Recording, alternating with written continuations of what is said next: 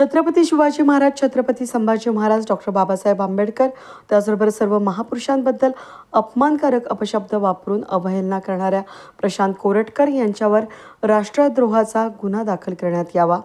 त्याचबरोबर पुण्यातील मध्यवर्ती स्वारगेट बस डेपो या ठिकाणी तरुणीवर झालेल्या अत्याचाराबाबत दोषींवर कडक कारवाई करावी या मागणीकरता वंचित बहुजन आघाडीच्या वतीनं जिल्हाधिकाऱ्यांना निवेदन देण्यात आलं।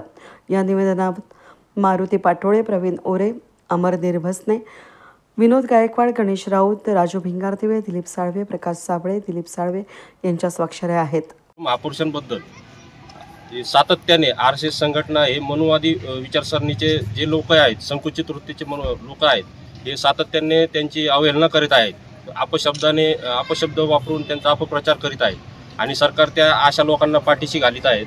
त्यामुळं त्या घटनेचा जे नागपूरमधील जे काय प्रशांत कोरटकर यांनी जे काय फोनद्वारे महापुरुषांबद्दल जे काय अपमानास्पद शब्द वापरले त्याबद्दल वंचित बहुजन आघाडीच्या वतीने आज आम्ही कलेक्टर साहेबांना निवेदन देण्यात आलेलं आहे आणि त्यांच्यावर कडक कारवाई करण्यात यावी अशी मागणी करण्यात आलेली आहे।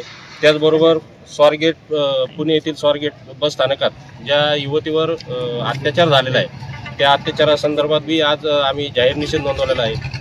तसेच हे जो कोरटकर आहे त्यांच्यावर नगर शहरातच नगर जिल्ह्यातच गुन्हा दाखल करण्यात यावा आणि त्यांच्यावर इथं कडक कारवाई करण्यात यावी अशी मागणी करण्यात आली।